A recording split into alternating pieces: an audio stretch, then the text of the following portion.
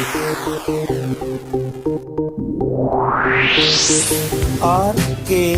स्वागत है दोस्तों आपका एक बार फिर से हमारे YouTube चैनल RKB कैंफी वीडियोस में।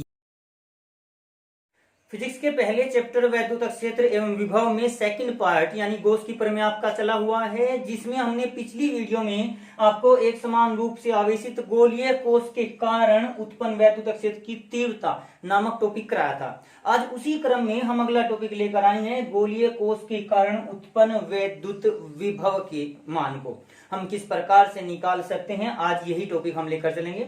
जिस प्रकार से पिछली वीडियो में हमने आपको यहाँ गोलीय कोश और ठोस गोले के कारण वैद्युत क्षेत्र की तीव्रता निकाल के बताई थी, अब यहाँ पर हम इसी वैल्यू को यानी वैद्युत विभव को लेकर चलेंगे। इससे वैद्युत विभव को निकालने से पहले मैं आपको पिछला सूत्र याद दिला दूं। वैद्युत क्षेत्र की तीव्रता किसी भी बिंदु पर 1/4πε0 इंटू Q/r² होती है, जबकि आप लोगों ने विभव का मान पढ़ा है V = 1/4πε0 इंटू Q/r। इसे सिद्ध करने के लिए हमने एक अलग से वीडियो प्रस्तुत की हुई है कि पहले हमने कार्य निकाला और विभव इक्वल टू होता है W/Q0 के। एक तरीका तो होता है वो हम कार्य निकालें, कार्य निकालने के बाद फिर हम विभव का मान ज्ञात करें, लेकिन एक दूसरा तरीका और होता है जब हम तीव्रता से वैद्युत विभव का मान ज्ञात करते हैं। इसके लिए आपको एक थोड़ा सा टॉपिक विभव प्रवणता तक पहुंचना पड़ेगा। विभव प्रवणता जो कि हम पहले आपको करा चुके हैं। विभव प्रवणता को डेल्टा V/डेल्टा x से प्रदर्शित करते हैं, डेल्टा V/डेल्टा x, और इसका मान वैद्युत क्षेत्र की तीव्रता के ऋणात्मक मान के बराबर होता है। ये सूत्र आपके याद हो तो हम पहले आपको वीडियो में करा चुके हैं। अब यहाँ गोलीय कोश के कारण जो वैद्युत क्षेत्र की तीव्रता निकाली थी वो पिछली वीडियो में आप लोगों ने देखा ही होगा। अगर नहीं देखा है तो पहले आप उसको समझिए, तब अच्छी प्रकार से आप विभव को समझ सकते हैं। अब हम ज्यादा लंबी वीडियो न बनाते हुए, ज्यादा लंबा आर्टिकल न करते हुए वैद्युत क्षेत्र की तीव्रता से इसको सिद्ध करेंगे, वैद्युत विभव का मान निकालेंगे। देखिए यहाँ डेल्टा V के स्थान पर डेल्टा परिवर्तन को प्रदर्शित करता है, तो हम इसके स्थान पर dV/dx भी लिख सकते हैं इक्वल टू -E। चूंकि यहाँ x दूरी थी, इसी प्रकार से यहाँ पर हम r वैल्यू भी ले सकते हैं, dV/dr इक्वल टू -E के बराबर होगा। यहाँ पर अगर हम विभव का दूरी के सापेक्ष अवकलन कर दें तो हमें तीव्रता प्राप्त हो जाती है। वहीं अगर हम तीव्रता का समाकलन कर देंगे तो क्या प्राप्त हो जाएगा? विभव प्राप्त हो जाएगा। यानी इसको लिख सकते हैं dV equal to -E into dr के बराबर। अब जो E का मान था, चाहे वो बाह्य बिंदु पर था, पृष्ठ पर था, उसी के सापेक्ष हम इस वैल्यू को लेकर चलते हुए चले जाएंगे। अब यहाँ पर समाकलन करने पर यानी ये हो जाएगा integral dV equal to integral E dr। अब E की वैल्यू ये रखेंगे यहाँ पर, तो यानी ये हो जाएगा integral dV equal to integral 1/4πε0 into Q/r² into dr। लेकिन जबकि समाकलन हम r के रेस्पेक्ट में कर रहे हैं तो केवल r को यहाँ रखेंगे, बाकी Q/4πε0 बाहर आ जाएगा, तो ये V इक्वल टू समाकलन हटने पर V आ जाएगा minus Q/4πε0 into integral 1/r² into dr के बराबर। अब 1/r² dr का जो समाकलन करेंगे वो कितना हो जाएगा? वो -1/r और माइनस माइनस प्लस, इसलिए V equal to Q/4πε0 into 1/r, या जिसको हम V equal to 1/4πε0 into Q/r के रूप में लिखते हैं। बार बार हर बार यही सूत्र आता है, पहले से भी यही सूत्र आया है। तो विभव का मान भी अगर हम गोलीय कोश भी लेकर चलते हैं, गोलीय कोश आपको यहाँ फिर से वही लैंग्वेज लिखनी होगी इस प्रकार से कि माना R त्रिज्या का, कैपिटल R त्रिज्या का कोई गोलीय कोश है जिसके पृष्ठ पर Q आवेश प्लस Q आवेश समान रूप से वितरित है। ठीक उसी प्रकार से लिखते हुए चले जाएंगे जैसे वैद्युत क्षेत्र की तीव्रता ज्ञात करते समय हमने पिछली वीडियो में आपको ये बताया था। ये हमने जो पहला पॉइंट निकाला है, ये निकाला है बिंदु P पर जो R दूरी पर उपस्थित है, और वो R आवेश से हमारा या जो गोलीय कोश है उसके केंद्र O से R दूरी पर स्थित बिंदु P है। अब ये बाह्य बिंदु था तब ये मान आया। अगर आंतरिक बिंदु ले लिया जाए, आंतरिक के स्थान पर अगर हम यहाँ वैल्यू ले लें पृष्ठ पर, तो पृष्ठ पर R के स्थान पर हम कैपिटल R ही लिख देंगे, तो यहाँ Q अपॉन कैपिटल R आ जाएगा बस, और कोई परिवर्तन इसमें नहीं होगा। इसी प्रकार से अब गोलीय कोश के अंदर की अगर हम बात करें, गोलीय कोश के अंदर जो तीव्रता का मान था वो था हमारा 0। आप लोग पॉइंट वाइज करेंगे, पहले गोलीय कोश के बाहर बाह्य बिंदु पर, फिर गोलीय पृष्ठ पर, और उसके पश्चात गोलीय कोश के अंदर। लेकिन तीसरे पॉइंट को जब आप करेंगे तो पिछली वीडियो को याद करते हुए तब आप इस टॉपिक को करेंगे। पिछली वीडियो में बताया था कि E = 0 होता है गोलीय कोश के अंदर, क्योंकि वहां पर आवेश केवल पृष्ठ पर उपस्थित होता है, कोश के अंदर आवेश उपस्थित नहीं होता। तो अब यहां समाकलन वाला नियम ही अगर हम लगाकर चलें, तो अगर हम किसी भी नियतांक का अवकलन करते हैं d/dx कांस्टेंट, तो वो 0 होता है।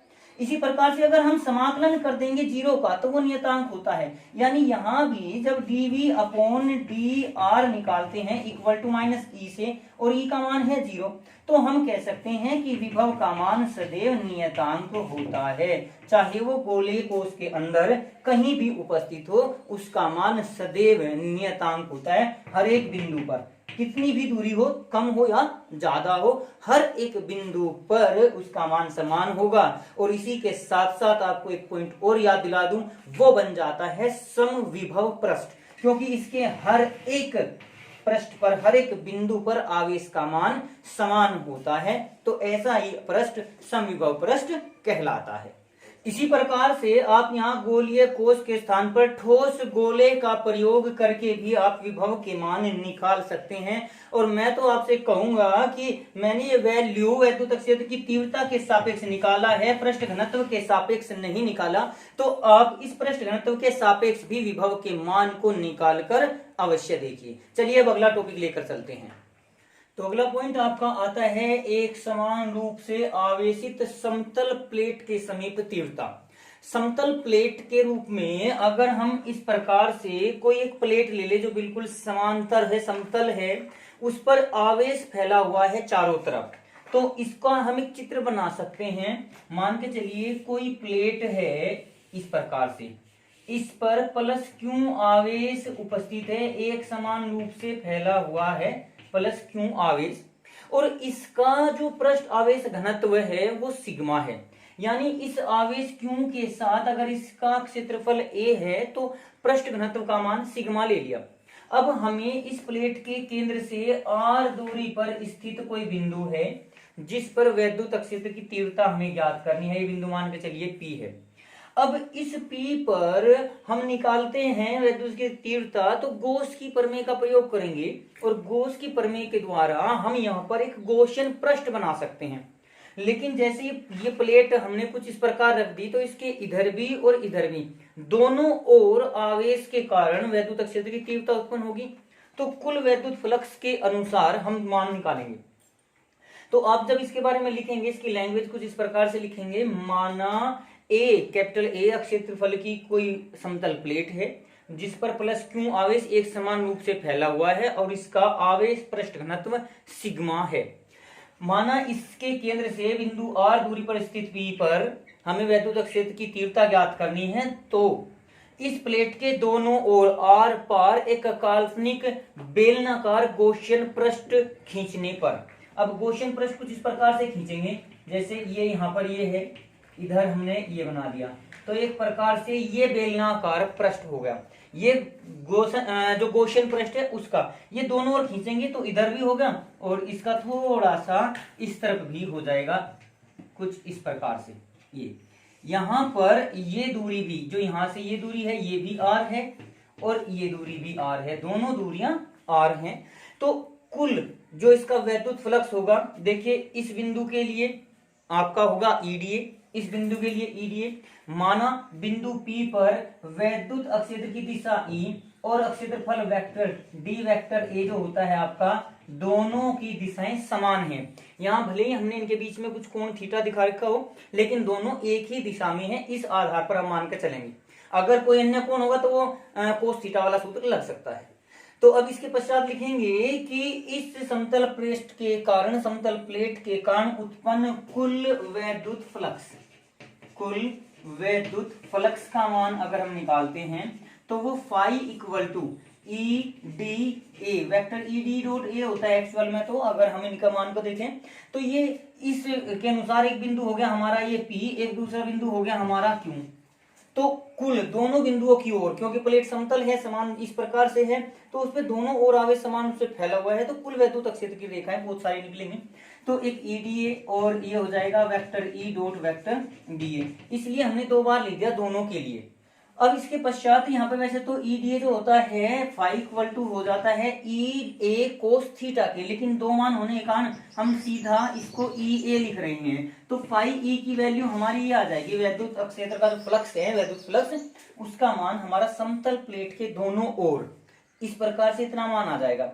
अब यहाँ पर हमारा जो फाई का मान होता है वो गोस की प्रमेय से क्यू अपॉन एप्सिलॉन जीरो होता है, तो इसलिए यहाँ हम लिख देंगे Q upon epsilon zero equal to 2 into E A, और यहाँ पर ई का मान हमें ज्ञात करना है, तो ई इक्वल टू क्या हो जाएगा क्यू अपॉन 2 इंटू ए इंटू एप्सिलॉन जीरो। लेकिन क्यू अपॉन ए शुरुआत में आपको बताया था ये आपका आवेश पृष्ठ घनत्व होता है, इसलिए ई का मान क्या आ जाएगा, ये आ जाएगा सिग्मा अपॉन 2 एप्सिलॉन जीरो के बराबर।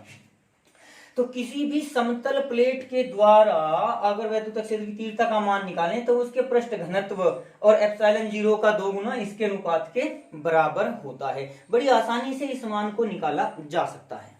इससे आगे अगर कहा जाए कि समतल प्लेट के कारण विभव कितना उत्पन्न होता है तो वो विभव का मान भी हम निकाल सकते हैं। ये पहले आपका विभव प्रवणता में सूत्र आ चुका है, V upon R delta, V upon delta X equal to E था, तो V इक्वल टू हो जाएगा E इंटू डी। डी के स्थान पर हम इसका जो दूरी कहा हुआ है किसी बिंदु से कि इस प्लेट से R दूरी पर, तो यहाँ D के स्थान पर हम R ले सकते हैं, तो ये आपका V इक्वल टू हो जाएगा E इंटू आर के बराबर। तो अगर किसी स्थान पर विभव का मान ज्ञात करना है तो विभव का मान भी ज्ञात इस प्रकार से किया जा सकता है। तो आज की वीडियो में हमने आपको ये दो टॉपिक समझा दिए, एक तो एक समान रूप से आवेशित समतल प्लेट के समीप तीव्रता, उसके नजदीक तीव्रता, और दूसरी गोलीय कोष के कारण जो विभव उत्पन्न हुआ था उसके बारे में। तो आज की वीडियो में हमारे केवल ये दो ही टॉपिक हैं। अब इसके आगे के एक दो टॉपिक और बचे हैं, उन्हें हम आपको अगली वीडियो में प्रस्तुत करेंगे।